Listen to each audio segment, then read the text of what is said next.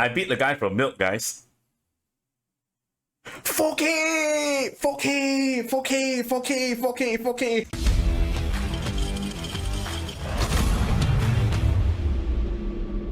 The main thing I want to talk about, I want to explain how exactly an Albion Awakened Yuna or an Albion Nile Blue Steel team comp actually works. Some people are using it, but they don't seem to get wins or find success in using a Nile's team, which doesn't make too much sense unless it's a mirror matchup or you're just really hard countered. So I want to talk about the advantages and the strengths of an Albion team and also the weakness of an Albion team. And I will also want to demonstrate how we can play. Another disclaimer I want to say is that for this particular strategy, we do not consider two things. Okay, number one, we will not consider the gear gap. In PvP, it's a competition of a lot of different things between two teams. We are only going to look at the strategy itself and the advantages, the disadvantages, the weaknesses, and what you need to actually execute, and also how you want to do this. Let's talk about what an Albion team is like. So an Albion team, very simple. Most of the time you would lead with a striker, and then you would want 2 or 3 more front lines, and of course the rest of it could be range DPS. Depending on the week, whoever is strong that week, you can always use that as a DPS, right? And obviously saying the ship that you will lead is definitely Albion.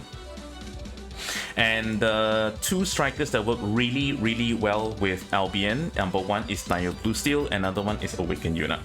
So what do you want to achieve in a Nile Blue Steel typical PvP fight is that you want to achieve a few milestones, right? Your goal is to, number one, you want to be able to stealth all of them in one go. Because if you stealth the front, the back will die. If you stealth the back, the front will die, and then later when the front dies, the back is unstealthed, the back dies. And why you want to do that is because Albion's first active skill actually not only puts your units within a certain AoE, the stealth effect, but also gains an evasion of additional 500. And the affected enemies that got hit by the smoke will basically have their hit reduced by 99% for 8 seconds. Literally speaking, they pose almost no threat.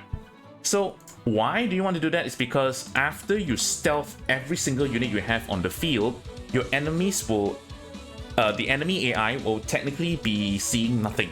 So they just keep moving forward without attacking, without casting any skills until they get close enough to your ship or something in front of them actually reveals itself, right? So what makes the Albion strategy so strong, its advantage is that while that happens, your units which were in stealth are now taking just free pot shots on whatever unit that the enemy has deployed at the very beginning until that point.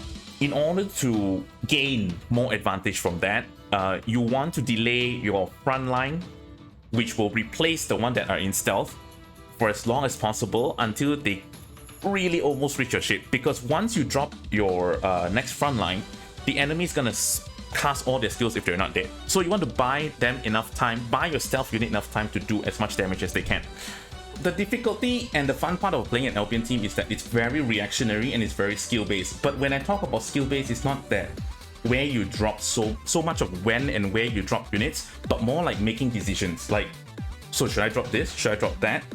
Should I hold back on the ship's second skill, or should I stealth right now? You know, that's what makes this team so fun. And I know it's very cancerous in the sense that a lot of times a lot of us lose to this type of team, but you think about it, you can actually completely shut this team down if you know what you're doing.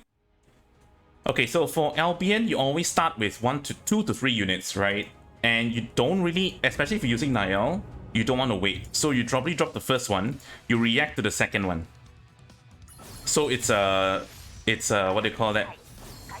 It's a Serapel, so we can melt them really quick. Okay, this is bad. Okay, so we stealth. Okay, so what I want to do is one drop Serapel here. Okay, make sure they die. Hopefully they die, right? Okay, so she got stunned. We distract a little bit. Make sure to let them deal with it. Okay, that's fine. That's fine, that's fine. That's fine. We're fine. They just dropped a healer, so unless they have something saved up, they're not gonna last very long. We have LC and a Serapel right here. We should be fine, right? So Niall's gonna die, but it's okay. We got something with 2 shields, can attack land and air. We're actually quite fine. So in order to make her do nothing, so that's how I usually play it. Okay, so if it's a Yuna, you don't have to worry too much. You can technically drop this. Okay, so she got burned.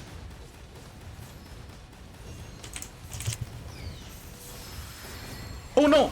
I stealthed the wrong unit. Come on. Oh, but she died.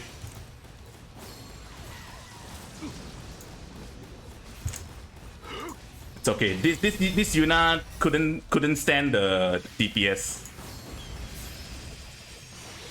Yeah, we got this. There is no way we are losing this. Except for this. But the ship exploded, so Mina dies at the same time. This one, you know what? In a week where Awakened Yumina has at least one ban and you still use her, you, sir, deserve to just sit down and quit the game. No, I'm kidding. I still hate you anyway, but it's okay.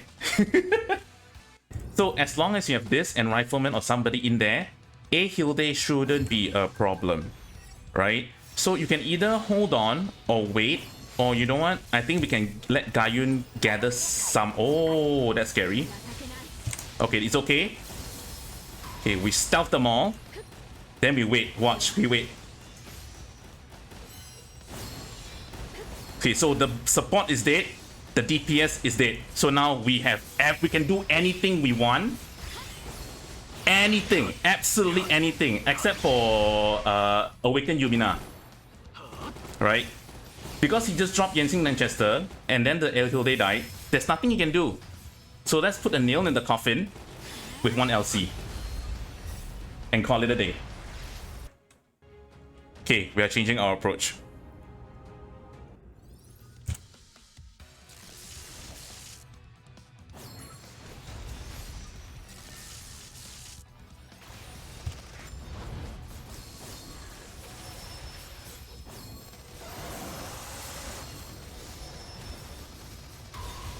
We are changing our approach.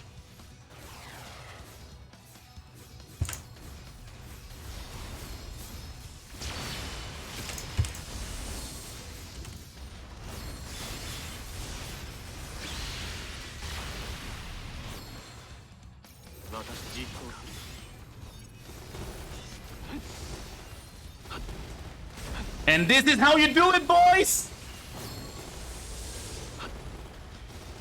This is how you do it, boys! This is how you do it!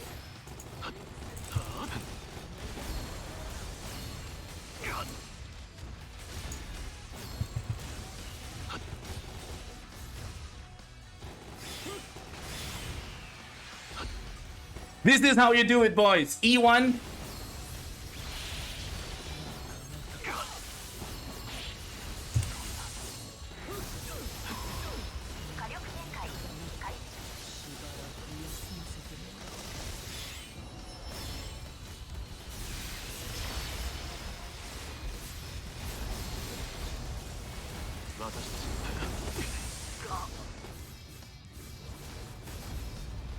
This is how you do it, boys!